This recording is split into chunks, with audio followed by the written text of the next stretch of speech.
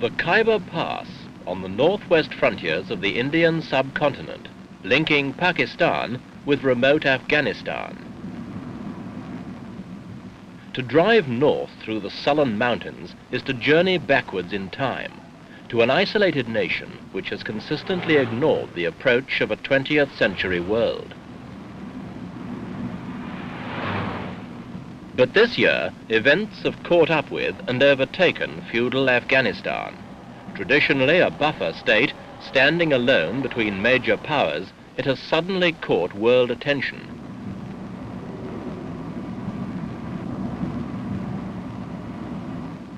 New men have seized control, men who appear willing to reactivate ancient grievances and to assist the ambitions of powerful friends.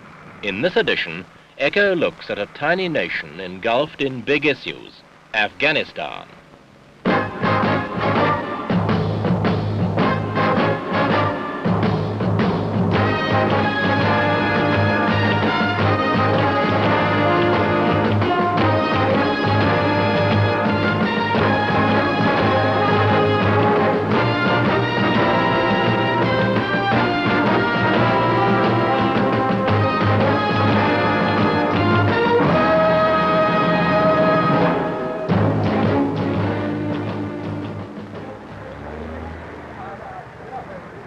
For centuries, the Pathan tribes of Afghanistan have lived by their own rules. Here, a man carries a gun as a badge of honor, and most use them with deadly accuracy.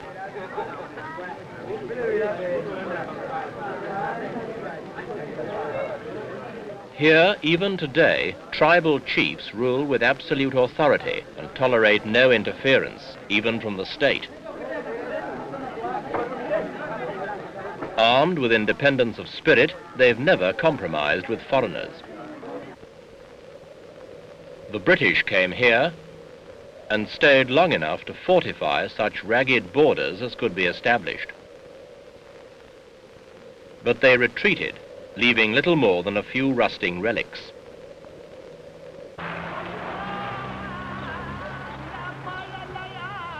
Islam, in one of its more straight-laced forms, is the national religion. The power of religious authority remains a conservative force, regardless of who rules in Kabul, the capital.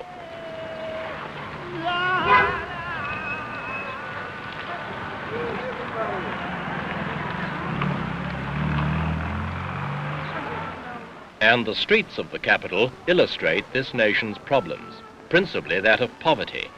The average annual income in this country is less than $75.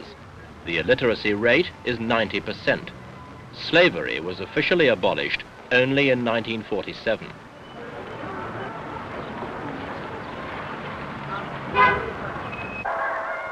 And now there has been a revolution. King Zahir Shah was ousted, and his cousin, Mohammed Daud, decreed Afghanistan a republic. The king went into exile.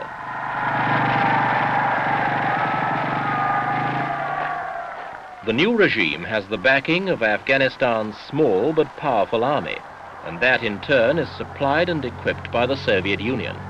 The troops are Afghans, but the heavy weapons, tanks, advisors, ammunition and fuel come from the Red Army. It was President Daud, Prime Minister until 1963, who first encouraged Russian assistance, and Moscow did not hesitate to take advantage of the invitation.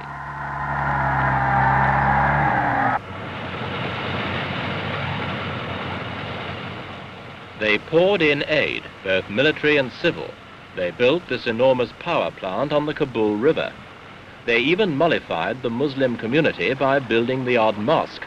Curious indeed, for they suppressed their own Muslims in the Soviet Union.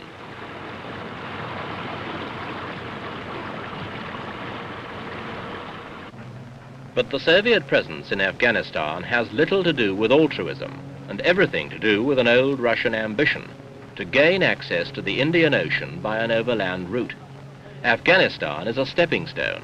Between it and the sea is the Pakistani province of Baluchistan, but the Russians are at work on that problem. While wooing the Afghan regime with showy new projects, such as this housing scheme, the Soviet Union is actively backing Afghanistan's long-time claim to Baluchistan, whose people, like those of Afghanistan itself, are Pathans. If Kabul's old longing for this valuable strip of territory could be fulfilled, the bricks and mortar of Soviet diplomacy would have built them a road to the sea.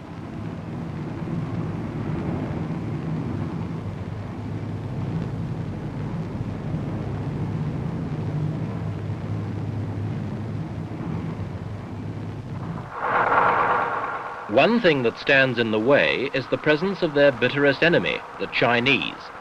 They fully understand Soviet ambitions in this area and have busied themselves with a number of practical civil aid programs while keeping a close eye on developments, especially those concerning Afghanistan and the Chinese ally, Pakistan.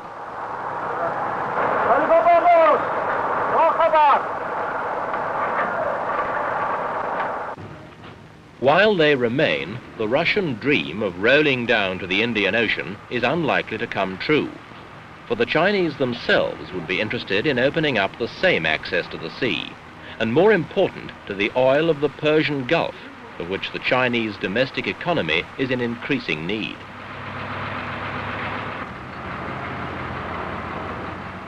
Until Mohammed Daoud's coup, the Afghans had played a waiting game, accepting aid from all quarters.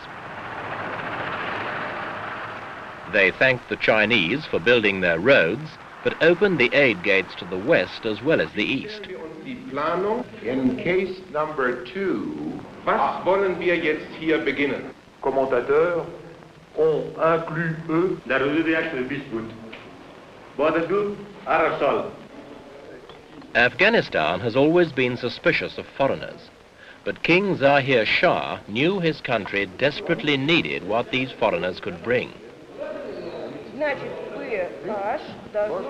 Now Mohammed Daoud has, for all intents and purposes, allied himself with the Soviet Union. The ordinary Afghan, caught in the endless circle of subsistence living, now has his future in pawn to the Russians as well. And the future does not look that good. While the Russians were building pretentious airports and roads, thousands of Afghans have died. A 3-year drought has destroyed bullocks and crops. Water and grain supplies dwindled. There is little enough economic basis on which to build a new people's democracy.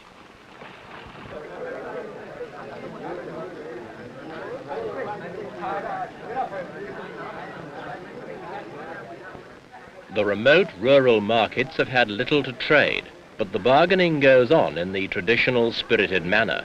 In fact, the whole country may have become yet another sensitive political marketplace, a future cause of international infighting.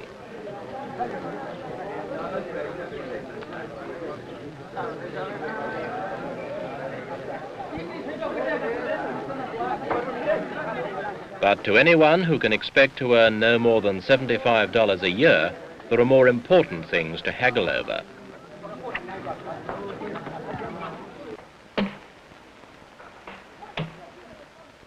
So despite the fact that they are the backwoodsmen of Asia, the Afghans and their nation have attracted interest and concern around the world. If Soviet strategy in this part of the world is consistent, it seems at least possible they were behind the fall of King Zahir.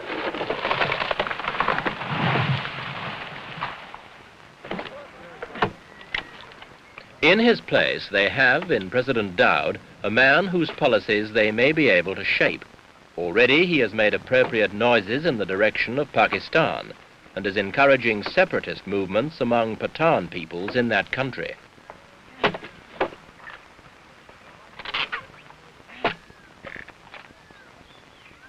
Whatever moves Afghanistan makes now, every step will be watched closely by those nations who could be affected: the Soviet Union, China, Iran, Pakistan, India.